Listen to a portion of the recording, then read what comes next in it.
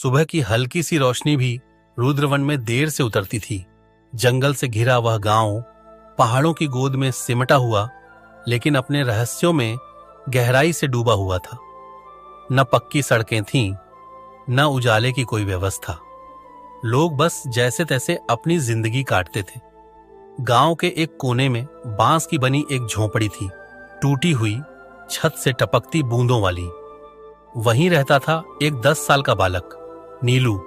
उसका कोई नहीं था, ना मां, ना पिता, ना कोई रिश्तेदार। गांव वाले कहते थे ये बच्चा उस रात को मिला था जब जंगल में बिजली कड़की थी और बूढ़ी मालिन को पेड़ों के बीच किसी मरी औरत की चीख सुनाई दी थी। नीलू उसी औरत की गोद में मिला था। उसकी मुट्ठी में एक ताबीज दबा हुआ था, पुराना पीतल का बना, जिस पर एक अनजानी भाषा में कुछ उकेरा गया था। नीलू रोज सुबह उठता, अपनी छोटी सी लकड़ी की पिटारी से एक सूखा टुकड़ा निकालता और कुएं का पानी पीकर दिन काटता। गांव के लोग उसे अनाथ कहकर बुलाते थे। कोई उसे दया से देखता, कोई घृणा से, लेकिन एक बूढ़ी औरत थी, जसवी। सफेद झुर्रियों से भरा चेहरा, आंचल में हर समय कोई पुराना धागा बंधा रहता और आंखों में ऐसा अनुभव जैसे वो हर किसी का भाग्य पढ़ सकती हो। नीलू बेटा, ये तेरा आज है, लेकिन तेरा कल बहुत बड़ा होगा। नीलू अक्सर हंस देता। दादी, मेरा कल कहां से आएगा? मेरा तो कोई नाम भी नहीं जानता। पर नाम तो भाग्य से जुड़ा होता है, और कभी कभी भाग्य मिट्टी में भी लिखा जाता है। उस रात ठंड बहुत तेज थी। हवा में ऐसी सरसराहट थी जैसे कोई फुसफुसा रहा हो। पेड़ झुक रहे थे, पत्तियां भाग रही थीं। नीलू खाट पर बैठा आकाश को देख रहा था। उसे सपनों में एक ही चीज बार बार दिखती थी, एक बड़ा महल जिसके सिंहासन पर एक स्त्री बैठी होती थी, रानी जैसे वस्त्र, आंखों में आंसू, और गोद में वह खुद, एक बच्चा।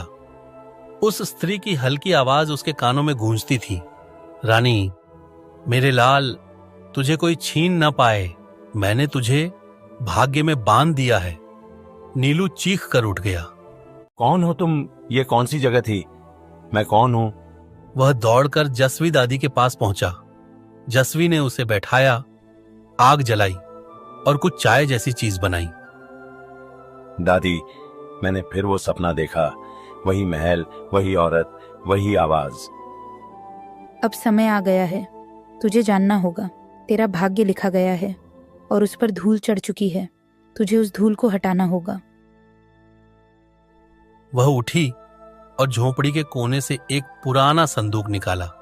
संदूक के भीतर एक वैसी ही ताबीज थी जैसी नीलू के पास थी, लेकिन उसमें एक शीशा लगा था। तेरा नाम नीलू नहीं है, तेरा नाम है नीलायुग। तू इस गांव का नहीं, अरुणग्रह राजवंश का उत्तराधिकारी है। राजवंश? मैं? क्या मजाक है ये?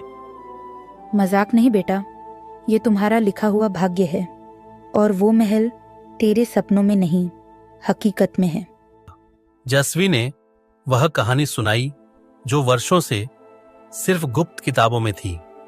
अरुणग्रह राज्य कभी शक्तिशाली था। राजा वसुंधर और रानी आद्याश्री के राज में खुशहाली थी, लेकिन सत्ता के लोभी मंत्री ध्रुवनार ने विद्रोह कर दिया। राजा की हत्या कर दी गई और रानी गर्भवती अवस्था में भागी जंगलों में, जहां तू जन्मा और तुझे ताबीज देकर मर गई। मैं उस समय महल की दासी थी। मैं जानती थी तू ही उत्तराधिकारी है, इसीलिए तुझे ढूंढकर इस गांव में छुपा दिया। मतलब मैं राजा का बेटा हूँ? हाँ बेटा, अब तुझे अरुण ग्रज जाना होगा, अपने भाग्य से मिलना होगा। नीलायुग की यात्रा शुरू होती है, जहां वह जंगल, खंडहर और पुरानी सुरंगों से होते हुए अपने अतीत और सिंहासन तक पहुंचता है। पर रास्ते में केवल सच नहीं, मौतें भी उसका इंतजार कर रही हैं। ठंडी रात में चांदनी का रंग भी डरावना लग रहा था, लेकिन नीलायुग की आंखों में अब भय नहीं, केवल उद्देश्य था। वह अब जान चुका था उसे कहां जाना है। ध्यान रखना बेटा, अरुणग्रह तक पहुंचने का रास्ता कागज पर नहीं है। वह तुझसे खुद रास्ता पूछेगा। अगर मेरे खून में राजा की विरासत है तो रास्ता भी मुझे पहचान लेगा। जस्वी ने उसे एक छोटा थैला दिया जिसमें थी वह ताबीज, कुछ जड़ी बूटियां और एक लाल कपड़े में बंधी पुरानी चाबी। रुद्रवन से 5 कोस दूर जंगल के उस छोर पर एक टूटी हुई चट्टान के बीच एक पुराना द्वार था जिसे गांव वाले काल द्वार कहते थे। कहते हैं वहां आत्माएं बसी हैं। नीलायुग जैसे ही वहां पहुंचा, हवा ठहर गई। पतझड़ की सूखी पत्तियां खुद ब खुद उसकी राह में बिछ गईं। द्वार पर लिखा था, एक लुप्त भाषा में जो स्वयं को पहचानता है वही आगे बढ़े। नीलायुग ने ताबीज को अपनी छाती पर दबाया। ताबीज हल्का सा चमका और द्वार की दरार खुल गई। भीतर घुप अंधेरा था। नीलायुग ने जस्वी की दी हुई मशाल जलाई और कदम आगे बढ़ाए। दीवारों पर उकेरे गए चित्रों में उसे वही चेहरे दिखे, राजा, वसुंधर, रानी आद्याश्री और एक छोटा बालक, ठीक वैसा ही चेहरा जैसा उसका। तभी उसे एक हल्की सी आवाज सुनाई दी, किसी के चलने की। कौन है? सामने आओ। मशाल की रोशनी में एक वृद्ध दिखाई दिया, लाठी पकड़े, झुका हुआ, पर आंखों में गहराई। तुझे आने में देर हो गई, युवराज। आप कौन हैं? मैं हूं विराज, महल का पुराना द्वारपाल। मैंने तेरे पिता को आखिरी बार युद्ध के दिन देखा था और तेरी मां को जंगल की तरफ भागते। आप जानते थे कि मैं जिंदा हूं? मैं जानता था, लेकिन वक्त से बड़ा कुछ नहीं होता। भाग्य तेरे पास खुद चलकर आया है। वृद्ध उसे एक गुप्त मार्ग से ऊपर ले गया। अंधेरे सुरंग के बाद सामने था अरुणगरस राजमहल का भग्न रूप। छतें टूटी थीं, पर स्तंभ अब भी खड़े थे। दीवारों पर चित्र थे युद्ध, विद्रोह, छल और एक स्त्री जो आंखों में भय और साहस एक साथ लिए भाग रही थी। महल की दीवारें जैसे बोल उठी, स्वागत है उत्तराधिकारी, देर से आए पर अकेले आए। महल में एक कक्ष था जिसे ज्ञान गृह कहा जाता था। वहां पुरानी किताबें थीं, दस्तावेज और दीवार में छिपा एक शिलालेख। नीलायुग ने जैसे ही ताबीज को उस पर रखा, दीवार खुली। भीतर एक पत्र रखा था जो रानी आद्याश्री ने लिखा था। यदि मेरा पुत्र जीवित रहे तो जान ले, ध्रुवनार ने मुझे धोखा दिया। मैंने तुझे जंगल में सुरक्षित किया और इस महल की चाबी ताबीज में बांध दी। तेरा जन्म भाग्य है, लेकिन राज्य तुझे कर्म से ही मिलेगा। नीलायुग की आंखें भर आईं। मां, मैं आया हूं। मैं तुम्हारा राज्य लौटाने आया हूं। तभी एक खटका हुआ। महल की दूसरी ओर से कुछ लोगों की आवाजें आ रही थीं। ध्रुवनार के आदमी वहां पहले से थे। ध्रुवनार अब कंठनगर का राजनायक बन बैठा था। सोने के सिंहासन पर बैठा, चमचों से घिरा और एक डर का साम्राज्य बनाए बैठा था। चलो, हमें दिखना नहीं चाहिए। अब वक्त है योजना का। किसी को बोलने की आजादी नहीं थी। जो सवाल करता वह अगले दिन गायब पाया जाता। वह हर दिन बस्ती में घूमता, लोगों को सिक्के देता और कहता, देखो, मैंने इस भूमि को अनाथ राजा से बचाया। अब मैं ही भाग्य हूं। परंतु इस बार हवा कुछ अलग थी।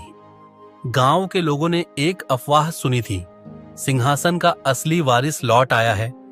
लोग धीरे धीरे बातें करने लगे। कहते हैं उसका चेहरा बिल्कुल पुराने राजा जैसा है। उसके पास असली राजमुहर है। उसके पास कोई पुराना पहरेदार है जिसने राजा को मरते देखा था। ध्रुवनार घबरा उठा। उसने अपने सबसे विश्वस्त आदमी कालवीर को बुलाया। मुझे इस अफवाह की जड़ चाहिए। कौन फैला रहा है ये भ्रम? नीलायुग, ये नाम मुझे पसंद नहीं। उसे खत्म कर दो। अगले ही दिन नीलायुग और विराज गांव की पंचायत में पहुंचे। लोग हैरान थे। उसकी चाल में आत्मविश्वास, कपड़ों में सादगी, पर चेहरे में चमक थी। उसने गांव के चौपाल पर ताबीज और दस्तावेज सामने रख दिए। मैं नीलायुग हूँ, राजा वसुंधर और रानी आद्यश्री का पुत्र।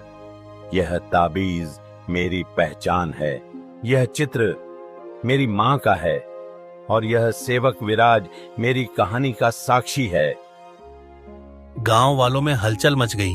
ध्रुवनार तो कहता था कि कोई उत्तराधिकारी नहीं बचा। मैंने रानी को देखा था, ठीक वैसी ही आंखें हैं इसकी। ध्रुवनार ने सबको धोखे में रखा।